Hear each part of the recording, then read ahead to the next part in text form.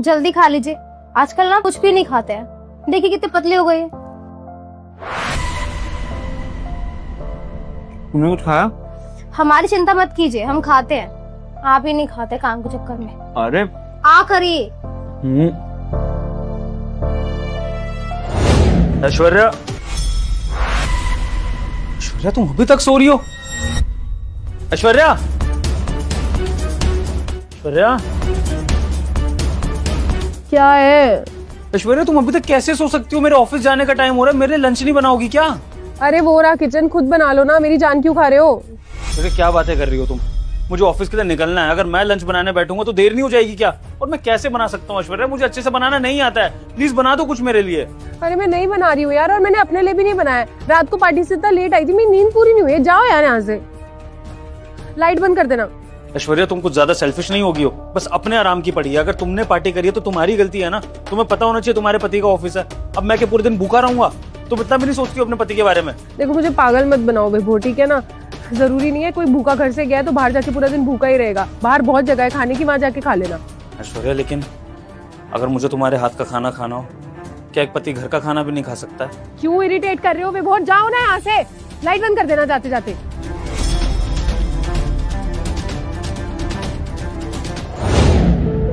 अपना भी तो ख्याल रखा करो ना। तुम चुप रहो।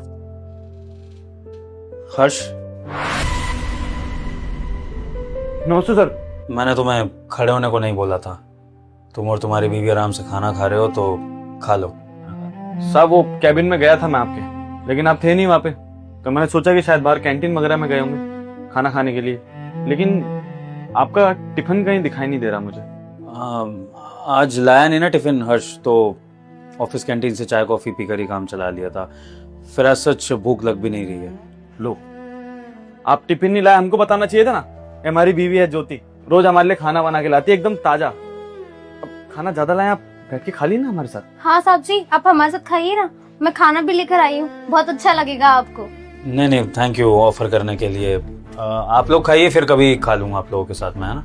अरे साहब ऐसी कोई बात नहीं है, आप बैठिए हमारे साथ, बहुत अच्छी सब्जी बनाती हूँ मैं, आप खाएंगे तो खाते ही रह जाएंगे। रहने दो ज्योति, साहब बड़े आदमी है ना, हम जैसे गरीबों के साथ बैठ के खाना थोड़ी खाएंगे। अरे सान नीचे हो जाएगा इनका। कोई बात नहीं साहब, अगर लेकिन आप कहेंगे तो हम बाहर से कुछ ला देंगे आपके। नहीं हर्ष, ऐसा कुछ मत सोचो, मैं बस इसलिए मना कर रहा था, मुझे लगा कि तुम दोनों मियाँ बीवी को कहाँ डिस्टर्ब करूंगा, दोनों इतने प्यार से खाना खा रहे हो। और दूसरा फिर ये भी सोच रहा था कि अगर मेरे खाने से खाना कम पड़ जाए तो वो अच्छा नहीं होगा। नहीं नहीं साहब, खाना बिल्कुल कम नहीं पड़ेगा, हम नया एक्स्ट्रा खाना लेकर आते हैं, ये आजकल खाना बिल्कुल भी नहीं खाते हैं, इसलिए धमका के खिलाना पड़ता है, इसलिए भर भर के खाना लेकर आइए, कम नहीं पड़ेगा, आप बैठिए और शांति से खा लीजिए। चलिए ठीक है, आप लोग अगर इतने प्यार से बुला रहे हैं तो मैं खा लेता हूँ थोड़ा सा। ये हुई ना बात साहब जी। आइए, दाल बहुत अच्छा बनाती है हमारी बीवी, आइए।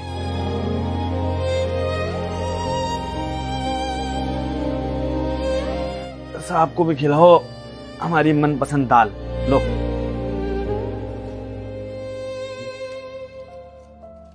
ये लीजिए।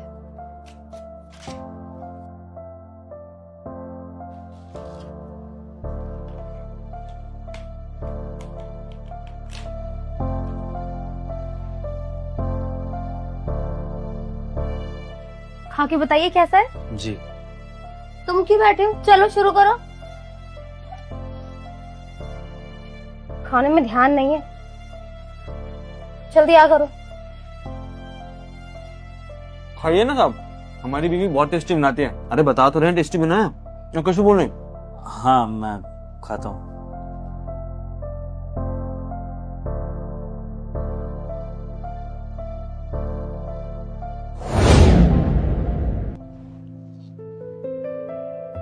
हर्ष एक बात बोलूं, तुम्हारी वाइफ सच में बहुत अच्छा खाना बनाती है, और तुम बहुत लकी हो जो तुम्हें इतना ख्याल रखने वाली और इतना अच्छा खाना बनाने वाली वाइफ मिली है। हमेशा इनको खुश रखना, क्योंकि ऐसे पार्टनर नसीब वालों को मिलता है। अरे साहब आप भी कहाँ इतनी बड़ी बड़ी बातें कर रहे हैं हमारे लिए, हमारा तो धर्म है ना इनकी सेवा करना, अब इनका ख्याल नहीं रखेंगे तो कहाँ जाएंगे हम। जल्दी खाओ। बस हो गया। नहीं नहीं नहीं नहीं, नहीं आखिरी का, जल्दी जल्दी जल्दी। बहुत प्यार करती है साहब हमसे, बहुत ख्याल रखती है हमारा, बहुत अच्छी है।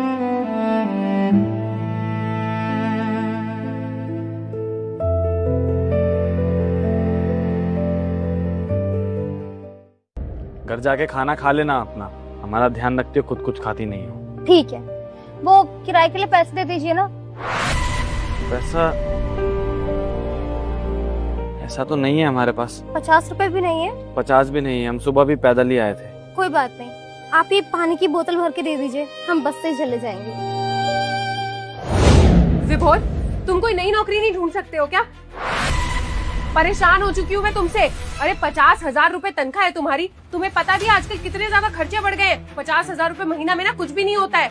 और तुम क्या करते रहते हो पूरा दिन इस लैपटॉप पे? पूरे दिन लैपटॉप तो ऐसे चलाते हो जैसे पता नहीं कहाँ के प्रधानमंत्री हो। एक मामूली सी कंपनी में मैनेजर की नौकरी करते हो तुम। अरे कम से कम अपना कोई बिजनेस कर लो, किसी अच्छी पोस्ट पे चले जाओ। लेकिन नहीं, तुम्हें तो हमारे फ्यूचर की कुछ पड़ी ही नहीं है।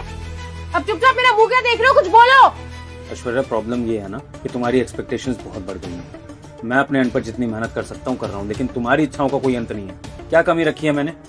तुम्हें एक अच्छा घर दे रखा है, इस घर में हर चीज है जो तुम्हें चाहिए। इसके अलावा अच्छा खाना पीना रहना ओढ़ना सब कुछ है हमारे पास, किसी चीज की कमी नहीं है। जो एक इंसान के पास बेसिक नेसेसिटीज होनी चाहिए वो सब कुछ है। लेकिन उसके बाद भी अगर तुम्हें कमी पड़ती है ना ऐश्वर्या, तो यहाँ पर दिक्कत तुम्हारी है, मेरी नहीं है, क्योंकि तुम्हारी एक्सपेक्टेशन बढ़ती जा रही है।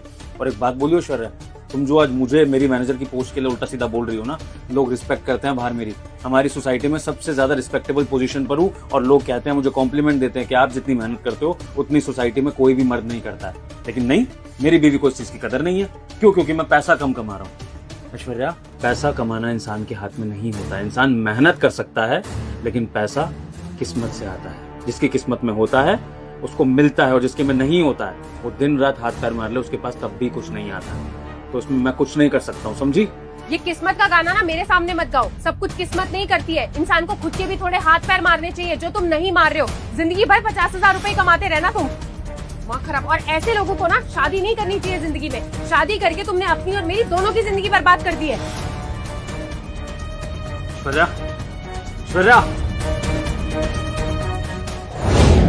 लाते हैं। अरे साहब, ये 500 रुपए रखो और अपनी बीवी को दे दो, ये ऑटो कर लेगी। अरे नहीं साहब जी, वो चली जाएगी पैदल, और वैसे भी ये पैसा कहाँ से लौटाएंगे हम फिर? 10,000 की तनख्वाह में 500 कट जाएगा। क्यों मुझे छोटा महसूस करा रहे हो ऐसी बात बोल के? मैं क्या तुमसे 500 रुपए वापस लूंगा? तुमने मुझे अभी अपनी बीवी के हाथों का इतना स्वादिष्ट खाना खिलाया, तो यही समझ लो कि मैं उसकी पहली रसोई का पैसा दे रहा हूँ, क्योंकि तुम्हारे बॉस ने पहली बार इतना अच्छा खाना खाया है। और फिर वैसे भी देखो ना उस बेचारी को, वो कितनी मेहनत से तुम्हारे लिए खाना बना कर लाई है, कैसे धक्के खाते हुए बसों में यहाँ तक पहुंची है, और फिर धक्के खाते हुए जाएगी। उसकी जिंदगी में अगर तुम थोड़ा बहुत आराम दे सकते हो, चाहे मेरे जरिए ही सही, तो जरूर दो, मेरी रिक्वेस्ट है। साहब जी, ज्यादा मत सोचो हर्ष, तुम्हारी बीवी है, खुश हो जाएगी जब तुम उसको ये पैसे दोगे। खुश तो हो जाएगी। ठीक है साहब।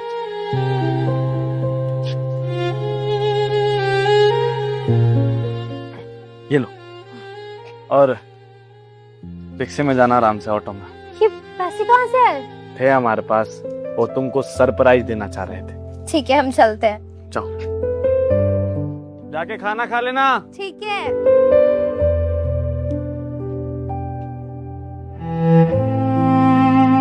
बहुत प्यार करती है साहब हमसे। हमारी जिंदगी में अगर कुछ अच्छा हुआ है ना, तो एक यही चीज अच्छी हुई है। जब तक हम खाना नहीं खा लेते तब तक खाना नहीं खाती। 10,000 रुपये महीना कमाते हैं, लेकिन उसमें भी संतुष्टि से घर चला रही है। ऐश्वर्या, हाँ, तुम्हारे लिए सरप्राइज है एक। ओ वाओ, दिखाओ। ये देखो,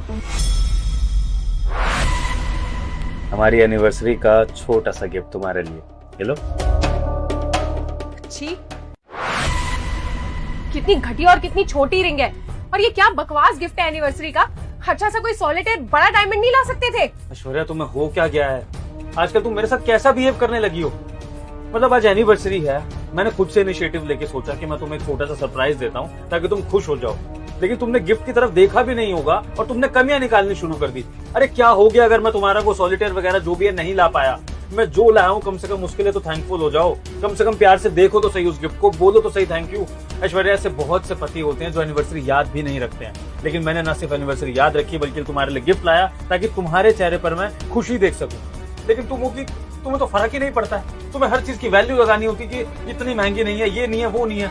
ऐश्वर्या प्लीज नॉर्मल क्यों नहीं बिहेव करती हो मेरे साथ? थैंक यू बोलूं तुम्हें, वो भी इस घटिया गिफ्ट के लिए? ये पकड़ो अपनी रिंग और इसको ना जाके फेंक के आओ किसी नाले में। अपने फ्रेंड्स के सामने अगर ये घटिया रिंग पहन के जाऊंगी ना मैं तो बेइज्जती हो जाएगी मेरी, मजाक उड़ाएंगे सब मेरा। ठीक है ऐश्वर्या, मेरी गलती है। मेरे पास इतनी सेविंग्स नहीं थी कि मैं तुम्हारे लिए वो सॉलिटेयर रिंग ले सकूं। मैं अगली बार ले आऊंगा।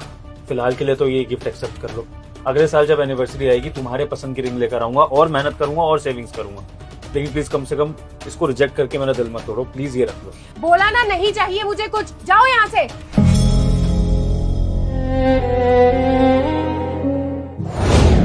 कहते हैं ना, आदमी के पैर में जूता और घर की औरत सही आ जाए तो आदमी की जिंदगी सफल हो जाती है।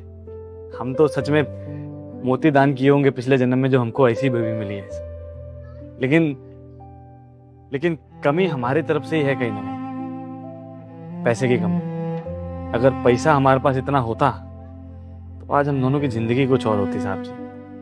बस वहीं से मार खा जाते हैं और कोई दिक्कत नहीं है। हम परेशान हो गई हूँ मैं तुमसे और इस शादी से। मुझे नहीं रहना है तुम्हारे साथ।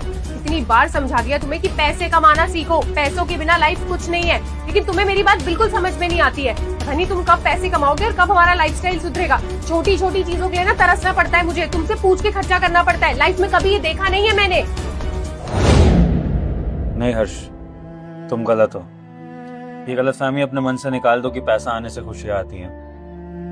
मैं बहुत से ऐसे घरों को जानता हूं जहां पर पैसा तो है लेकिन खुशियां नहीं है। क्योंकि असली खुशी तब मिलती है जब आपके साथ वाले, जैसे कि आपका पार्टनर, आपके घर वाले आपको समझते हैं, आपकी रिस्पेक्ट करते हैं। और अगर वो आपकी केयर ना करे ना तो ये पैसा भी आपको कोई खुशी नहीं दे सकता। तो जिंदगी में हमेशा भगवान को इस बात का धन्यवाद देना कि उन्होंने तुम्हें इतनी प्यारी बीवी दी है। और कभी भी उनसे कोई और चीज मांगना मत। अगर मिल जाए तो ठीक है, वरना जो उन्होंने तुम्हें एक अच्छा पार्टनर दिया है उस चीज के लिए बस उनको धन्यवाद देते रहना, क्योंकि ये चीज भी सबके नसीब में नहीं होती है मेरे भाई। कदर करना अपने पार्टनर की और हमेशा खुश रहना। ठीक है साहब।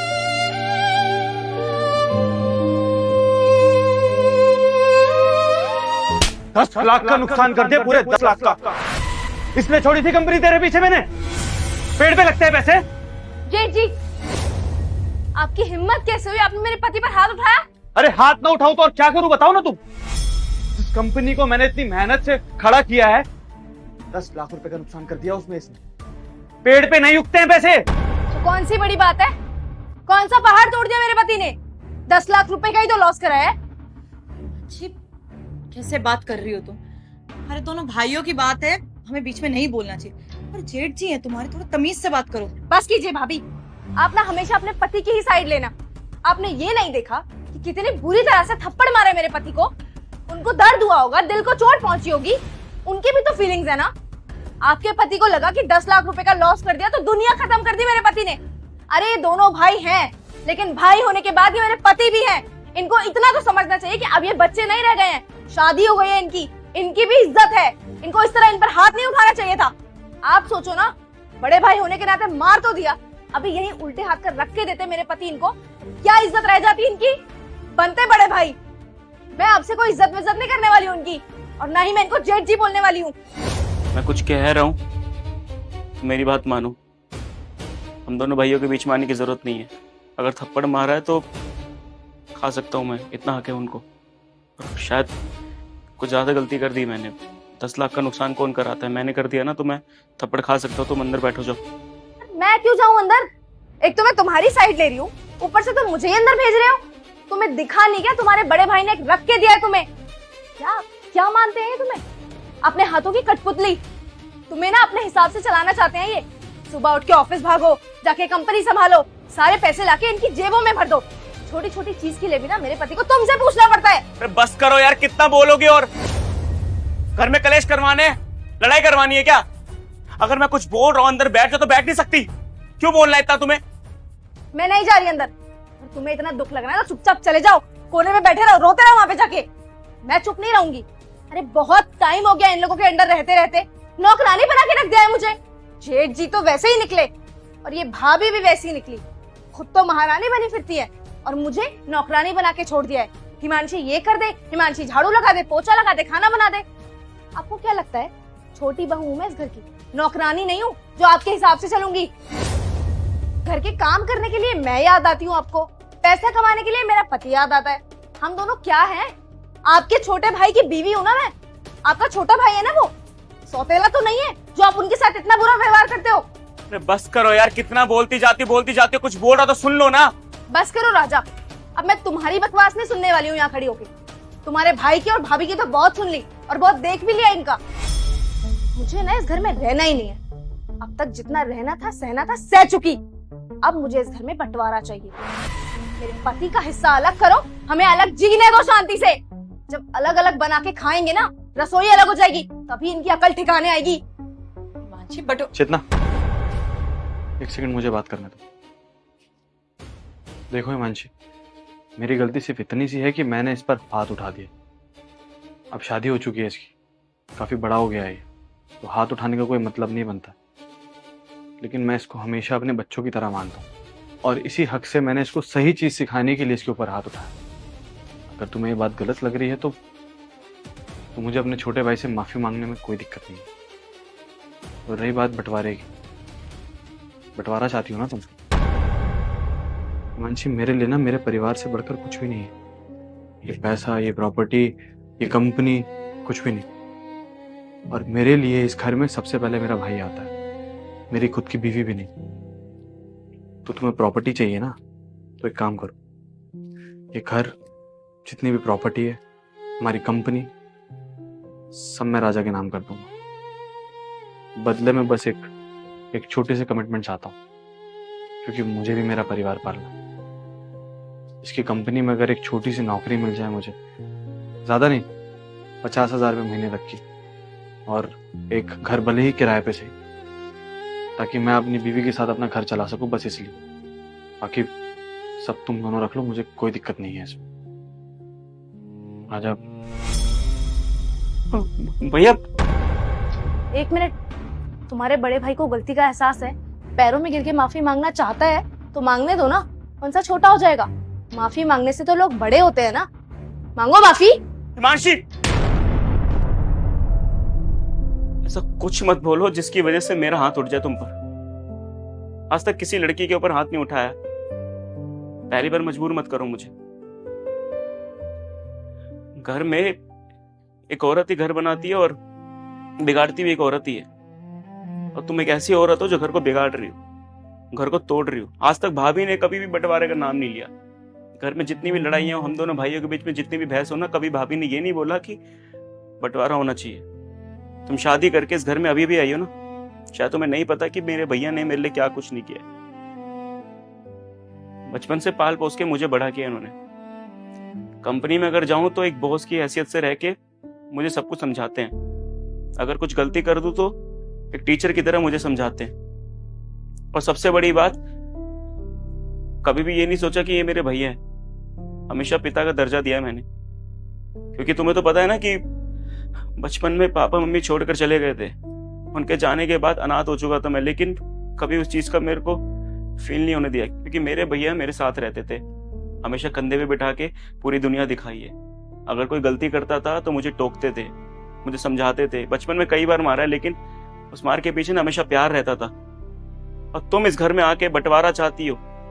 मेरी बात सुन लो, अगर जिंदगी में ये मोड़ आ जाए ना कि मुझे अपनी बीवी चुननी या फिर अपने बड़े भैया, मैं अपने बड़े भैया को चुनूंगा, क्योंकि मुझे पता है कि बचपन से जिस इंसान ने मेरा साथ दिया है, अगर मैं उनको धोखा दूंगा तो भगवान भी मुझे खुश नहीं रखेगा। जिंदगी में मुझे भी दुखी मिलेगा। इसलिए मैं नहीं चाहूंगा कि मेरे साथ ऐसा कुछ हो, मेरे भैया के साथ ऐसा कुछ हो। मेरे भैया मुझसे कितना प्यार करते हैं मुझे पता है। आज के बाद अगर ऐसा कुछ भी बोला ना, शायद मैं भूल जाऊंगा कि अपनी बीवी से बात कर रहा हूं या फिर किसी औरत से बात कर रहा हूं। बहुत कुछ करना आता है मेरे को। अब चुपचाप निकलो यहां से और अपने रूम में जाके बैठो।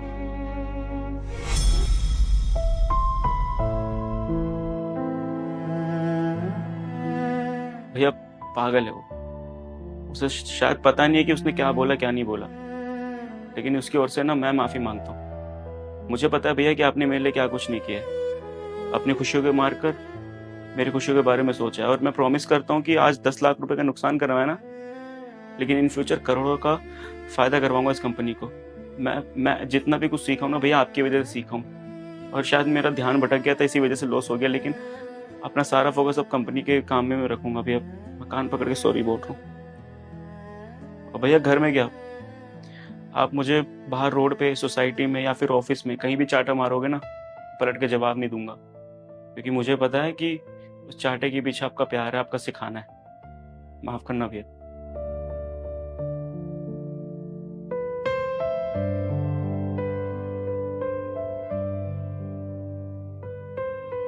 भाभी, पागल हो गए हो क्या? अबे तेरा दिमाग खराब हो गया है क्या? अपनी भाभी पे हाथ क्यों उठा रहा है? पागल हो गया? बिल्कुल सही कर रहा है वो। मेरी बीबी इसी के लायक है। अरे माँ, क्या हो गया आपको? आपकी बहू पे हाथ उठा रहा है वो, और आप उसी का फेवर ले रही हैं। ऐसा क्या होगा कि आप लोग मेरे पे चढ़े जा रहे हैं फालतू में? तो क्या करूं फिर मैं? आरती उतारूं आपकी बीवी की? ऐसी हरकतें करेंगे थप्पड़ ही मारूंगा मैं। अरे माँ, क्या हो गया? इसको समझाओ ना, क्या कर रहा है ये? अरे पूछ ना अपनी बीवी से। अपनी बीवी से क्यों नहीं पूछता है? क्या किया इसने? खुद ही बता देगी। दिमाग खराब हो गया है क्या तुम्हारा? यहाँ भरी मार्केट में तुम मेरे ऊपर हाथ कैसे उठा सकते हो? ऐसा भी क्या कर दिया मैंने? अच्छा, ऐसे भोली बन रही है मेरे सामने जैसा कुछ पता ही नहीं है। माँ आप बताओगे या मैं बताऊं फिर? ओए, दूर रह, समझा? और क्या हो गया आप लोगों को? क्यों मुझे सुनाया जा रहा है, उसको पीट रहे? चल क्या रहा है यहाँ पे? क्या चाहते हैं आप लोग? क्या चाहते क्या है? अपने काम में इतने ज्यादा बिजी हो गए, कुछ घर के बारे में पता ही नहीं है। घर में चल क्या रहा है? हमारी बहन का है, कुछ पता है? किस हालत में है, क्या कर रही है, कुछ पता है आपको? कहाँ होगी? कॉलेज गई होगी, अभी तो कॉलेज का टाइम है उसका, और हर महीने बात होती है मेरी उससे। ऐसा क्या हो गया कि आप लोग मुझे इस तरह से बोल रहे हैं? क्या बोल रहा है? सही तो बोल रहा है, पर तुझे चिंता ही कहाँ है? ना माँ की ना बहन की। तू तो पक्का जोरू का गुलाम हो गया ना, सिर्फ अपनी बीवी की बात सुनता है। पूछ उसी से, वही बताएगी तुझे। क्या हुआ है ताने? तुम्हें कुछ पता है क्या इस बारे में? नहीं, मुझे नहीं पता। ये लोग यहाँ बीच मार्केट में ये सब ड्रामा क्यों कर रहे हैं? अभी मजबूर मत करो, एक और थप्पड़ मारूंगा मैं। यार तो ऐसा क्या हो गया उसको? तबीयत खराब है उसकी, पैसे चाहिए, डायरेक्टली मांग लो। मुझे नहीं पता होता, मैं गांव में थोड़ी रहता हूँ, मैं पैसे दे दूंगा। ज्यादा तबीयत खराब है, मैं चलूं साथ में? हर चीजें पैसों से सॉल्व नहीं होती भैया। आपको क्या लगता है हर चीजों को अगर पैसे दे दिया जाए तो सब कुछ खत्म हो जाएगा? है इतना पैसा कमा लिया आपने, अपनी बहन के बारे में आपको कुछ भी नहीं पता कि वो कहाँ पर इस दुनिया में है कि नहीं है, कुछ भी नहीं पता आपको। चलो ठीक है, ये अपने मुंह से तो कुछ सच कबूल नहीं करेंगी इन्होंने क्या किया। मैं बताता हूँ। हमारी बहन मिलने आई थी ना आपसे, कह रही थी बहुत दिनों से कि भैया से मिली नहीं हूँ, भैया के साथ कुछ दिन रहूंगी, क्या पता यहीं पे अपनी पढ़ाई पूरी करूँ। वो आई थी मिलने के लिए भैया पिछले हफ्ते। भाभी, एक मिनट, तुम यहाँ पे बिना बताए कैसे आ गई तुम? भाभी वो क्या है ना, हमारे कॉलेज की छुट्टियां पड़ गई थी, 10 दिन की छुट्टियां थी, तो हमने सोचा कि हम यहाँ शहर आ जाते हैं, आपके और भैया के साथ वक्त बिताएंगे, आप लोगों को भी अच्छा लगेगा और हमें भी। तो बस इसलिए हम ट्रेन से चले आए। भैया के साथ रहना तो दूर, मैं तुम्हारी बात भी नहीं होने दूंगी। पर तुमसे कितनी बार मना किया है कि बिना फोन किए यहाँ पर मत आया करो। गांव से मुंह उठा के बस चले आते हो तुम लोग। अब क्या दोबारा से पैसे चाहिए तुम लोगों को क्या? अरे बख्श दो हमें, और भैया नहीं है तेरे, वापस जा घर। भाभी आप इतना गुस्सा क्यों कर रही हैं? पर हमें आपसे कोई पैसे नहीं चाहिए, हम तो बस आपके और भैया के साथ वक्त बिताने के लिए आए हैं। देखिए भाभी, हम अभी वापस नहीं जा सकते, और आप ही बताइए ना, हम तो सुबह की ट्रेन से आए थे, शाम होने को आई है। अगर हम अभी यहाँ से निकलेंगे तो पता नहीं ट्रेन मिलेगी भी कि नहीं, और हमें घर पहुँचने में रात हो जाएगी। अब रात को हमें यहाँ रहने दीजिए ना भाभी। हम आपसे वादा करते हैं, हम सुबह पक्का चले जाएंगे। आपसे और भैया से बातचीत करनी है, मिलना है भाभी हमें भैया से। अकेले तो तू आई नहीं होगी, पक्का अपने किसी आशिक के साथ आई होगी। वैसे भी कॉलेज में हो गई है ना, कॉलेज में तो लड़कियां यही सब करती हैं। जिस आशिक के साथ आई है ना, उसी आशिक के साथ वापस चली जा। इस घर में तेरे लिए या तेरे परिवार के लिए कोई भी जगह नहीं है, और तेरे भैया की तो शक्ल भी देखने नहीं दूंगी। निकल यहाँ से। भाभी हमारी बात सुनिए। भाभी, भाभी,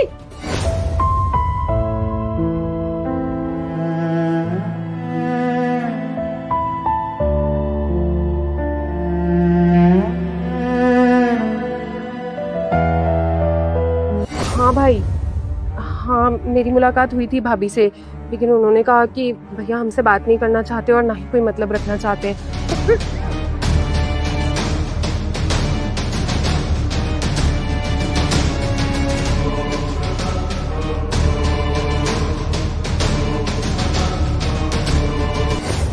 भाभी ने हमारी बहन को धक्के मार के बाहर निकाल दिया। पूछो जरा आप। तान्या सच बोल रहे हैं लोग। ऐश्वर्या घर आई थी और तुमने उसको भगा दिया, मुझे बताया भी नहीं तुमने। हाँ वो आई तो थी, लेकिन उसने बोला था कि उसके कॉलेज की छुट्टियां पड़ गई हैं, इसलिए यहाँ पे आ गई है। मुझे लगा उसकी पढ़ाई वेस्ट ना हो जाए, यहाँ पर आके वो घूमेगी फिरेगी। मैंने तो बस इसीलिए उसको घर वापस भेज दिया। इसमें इतनी कौन सी बड़ी बात हो गई कि बीच मार्केट में मुझे थप्पड़ मार रहे हो? अरे यार मेरी बहन है वो, ऐसे कैसे भगा सकती हो तुम यार? माँ मुझे इस बारे में कुछ नहीं पता था। आप एक काम करो, आप चलो मेरे साथ। मेरी बहन मुझसे गुस्सा है ना, मैं मनाऊंगा उसको। चलो। कैसी बातें कर रहे हो भैया? ये कह रहे हो मिलने के लिए जाऊंगा? ठीक है, एक काम करो, मुझे मेरी बहन से मिलवा दो, इस माँ को अपनी बेटी से मिलवा दो ना। कहां पर है वो? बात करवा दो मेरी। अरे जिस समय भाभी ने धक्के मार के उसे बाहर निकाला था ना, उस समय कॉल आया था मेरे पास। रो रही थी बेचारी, और रोते रोते ये बता रही थी कि भाभी ने कितनी बदसलूकी के साथ उसे धक्के मार के बाहर निकाला। उसके बाद उसका फोन स्विच ऑफ हो गया। मैं पागल हो गया था, मैं करूँ तो करूँ क्या? मम्मी को बताया तो समझ नहीं आ रहा था क्या करूं। मैं यहाँ पर आया, मैंने पुलिस स्टेशन में कंप्लेंट करी कि मेरी बहन मिल नहीं रही। तब जाके पता चला कि भैया हमारी बहन इस दुनिया में नहीं रही। ये क्या बकवास कर रहा है तू? कुछ भी बोल रहा है? माँ ये क्या बकवास कर रहा है? मैं अभी फोन करता हूँ उसको, मेरी बहन से बात करता हूँ मैं। करो ना कॉल, करो कॉल, मेरी बात कराना मेरी बहन से, करो कॉल। जो भी बोल रहा हूँ सच बोल रहा हूँ। हॉस्पिटल में उससे मिल के आ रहा हूँ आखिरी बार में। पूछो आपकी बीवी ने क्या करा उसके साथ। क्या बोल रहे हैं? सनी मुझे इस बारे में कुछ भी नहीं पता, सच बोल रही हूँ मैं। और वो घर पे आई थी, मैंने तो बस इसीलिए वापस भेज दिया था कि उसकी पढ़ाई ना वेस्ट हो जाए। मुझे ऐसा कुछ आइडिया भी नहीं था, और मुझे लगा कि कहीं वो पैसे वैसे ना मांग ले, इसलिए वापस भेज देती हूँ। खामखा तुम्हारे ऊपर लोड आ जाएगा, जब देखो तब पैसे मांगते रहते हैं। और मेरा और कोई इंटेंशन नहीं था, बस इसीलिए मैंने उसको घर से भगा दिया था। मुझे नहीं पता था कि ऐसा कुछ हो जाएगा। अगर पता होता तो माँ जी मेरा यकीन करिए, मैं ऐसा कभी नहीं करती। मैं इतनी बुरी भी नहीं हूँ कि मैं किसी की जान ले लूंगी। अरे क्या किया तुमने यार?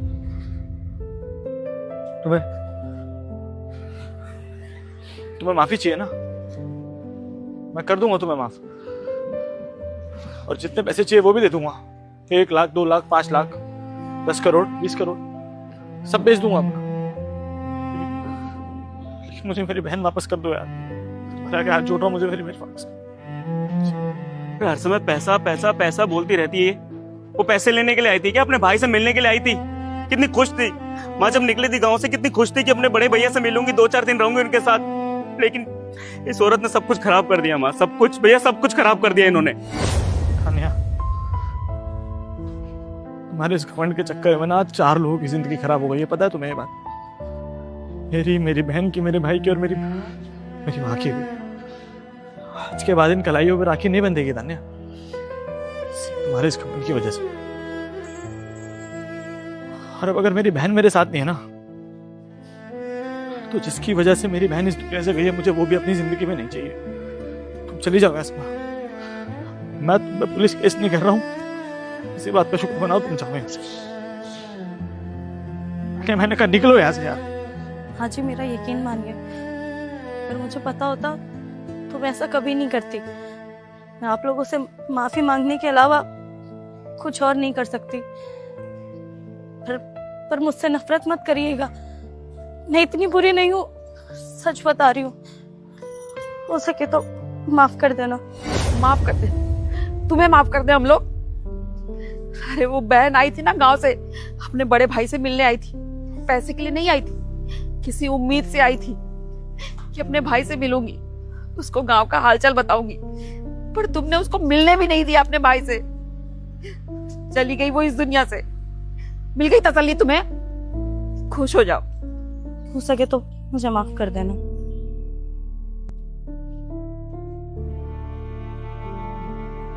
माफ कर दो मुझे इस बारे में कुछ नहीं पता था, मैं अपनी बहन का कातिल। नहीं भैया, मुझे भी नहीं पता था कि आपको इस बारे में कुछ नहीं पता। मुझे लगा कि आपको पता है और आप इग्नोर कर रहे हो। लेकिन भैया इस चक्कर में अपनी बहन खो दी है। हमारी बहन इस दुनिया में नहीं रही भैया, क्या करेंगे?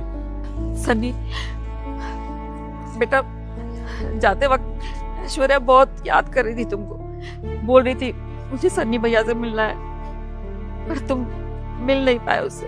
और न वो राजा, मुझे मेरी बहन से मिलना है। आखिरी बार मुझे मेरी बहन से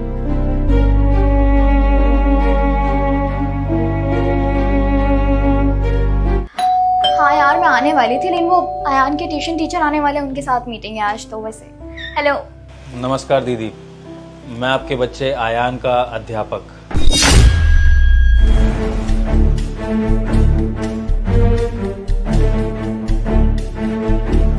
अच्छा, तो आप ही हैं विभोर? जी। ठीक है, अंदर आ जाइए। शुक्रिया जी। एक मिनट, ये प्लीज अपनी चप्पलों को बाहर उतार दीजिएगा, बिकॉज हम बाहर की चप्पलें घर में नहीं पहनते। Now you make up.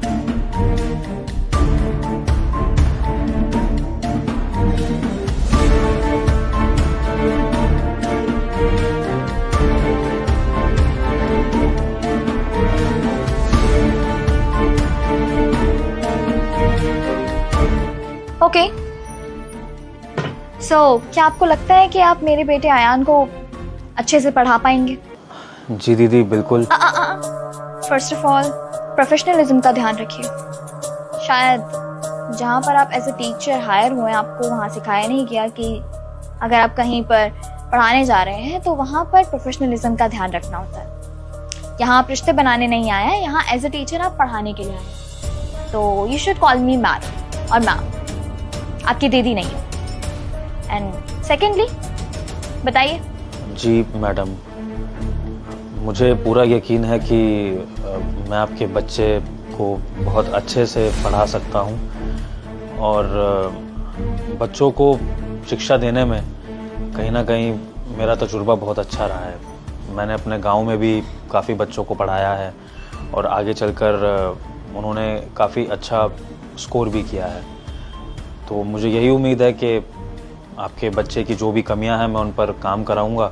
इसके साथ साथ मैं आपके बच्चे को समय की अहमियत भी समझाऊंगा, क्योंकि बच्चे जितना समय की अहमियत को समझेंगे, समय के अनुसार चलेंगे, उतना ही वो पढ़ाई में अच्छा परिणाम ला पाएंगे और चीज़ों को याद भी रख पाएंगे, और उनकी निजी ज़िंदगी में भी उनको फ़ायदा होगा। और इसके साथ साथ अनुशासन, वो तो सबसे ज़्यादा ज़रूरी है बच्चों के लिए। आजकल के बच्चे अनुशासन का ध्यान नहीं रखते हैं। उनको ये समझाना बहुत ज़रूरी है कि शिक्षा बिना अनुशासन के ग्रहण करी नहीं जा सकती है, और इस अनुशासन में आता है कि अपने गुरु, अपने माँ बाप, अपने से बड़ों की इज्जत करना, और सबसे बड़ी इज्जत अपनी किताबों की, क्योंकि उन्हीं किताबों की वजह से बच्चा आगे चलकर बहुत कुछ बनता है। तो ये मेरे पढ़ाने के तौर तरीके हैं, और मुझे लगता है कि मेरा जो पढ़ाने का सलीका है वो सिर्फ बच्चे की शिक्षा को ही नहीं बल्कि उसके निजी जीवन को भी अच्छा करता है, जिसकी वजह से आपका बच्चा आगे चलकर, भले ही आपका बच्चा परीक्षाओं में अव्वल ना आए, लेकिन वो एक अच्छा विद्यार्थी बन के बाहर निकलेगा। इस चीज़ का मैं आपको गारंटी दे सकता हूँ। गुड पॉइंट, बट मेरा बेटा ICSE बोर्ड में पढ़ता है, जो कि एक इंग्लिश मीडियम बोर्ड है। आपको पता भी होगा, आप एक टीचर हैं। सो जिस तरह से आप बात कर रहे हैं, मुझे नहीं लगता कि आप उसे पढ़ा पाएंगे। हाँ, आपने काफ़ी अच्छे पॉइंट्स बताए मुझे, but I don't think so that all these things are enough. Plus आपके पहनने का तरीका, जिस तरीके से आपने कपड़े पहने हैं, और आप चप्पल पहन कर आए थे, राइट? शायद आपको किसी ने बताया होगा कि जब आप कहीं भी जाते हैं ना, तो आपकी सबसे पहले पहचान होती है आपके जूतों से। और मैं एक इंसान को देखकर पहचानने में कभी भी गलती नहीं कर सकती। आपको देखकर ही मैं समझ गई थी कि आप मेरे बेटे को पढ़ाने के लायक तो बिल्कुल नहीं, क्योंकि मेरा बच्चा अगर आप जैसे इंसान से क्लासेस लेगा तो आई एम अफ्रेड कि वो आप ही के जैसा हो जाएगा। एंड मैं ऐसा बिल्कुल भी नहीं चाहूँगी कि मेरा बेटा आपकी तरह बात करे, आप जैसे कपड़े पहने, और उसकी पर्सनालिटी आप जैसी हो जाए। I hope you understand. और हाँ, आप भले ही बहुत अच्छे टीचर होंगे, बहुत सारे बच्चों को पढ़ाया होगा आपने खुद बताया कि आपने गांव में काफ़ी सारे बच्चों को शिक्षा दी है, तो आई थिंक आपको गांव तक ही रहना चाहिए। शहर में आकर शहर के बच्चों को पढ़ाना is not your cup of T. बस क्यों रहे हैं? मैंने कोई जोक नहीं मारा।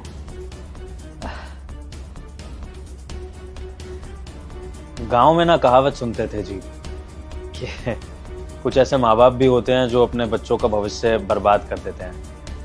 आज अपनी आंखों के सामने देख रहा हूँ इस तरह की माँ को जो वाकई में अपने बच्चे का भविष्य बर्बाद ही करेगी।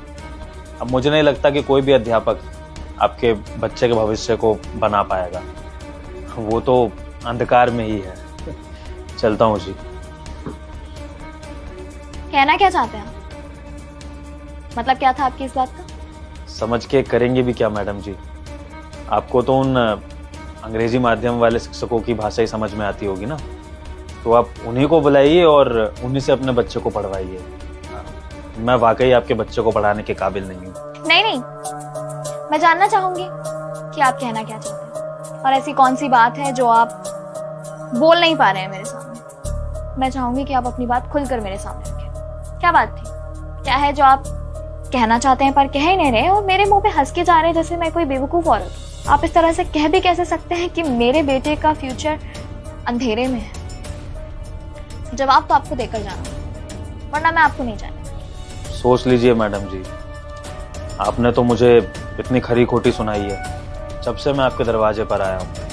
आपने मेरे पहनावे, मेरे कल्चर, मेरी पर्सनालिटी, मेरी भाषा, यहाँ तक कि मेरी शिक्षा का भी मजाक उड़ाया है मुझे अनपढ़ बोलकर। मेरे गांव तक पे भी आपने कमेंट कर दिए। अब आपने तो इतना कुछ बोला और मैंने सुन भी लिया, लेकिन अगर मैं आपको कुछ बोलूँगा तो पता नहीं कि आप सुन पाएंगी कि नहीं। श्योर, बैठिए आप। मेरे पास बहुत सारा वक्त है आपकी बातें सुनने के लिए। सिर्फ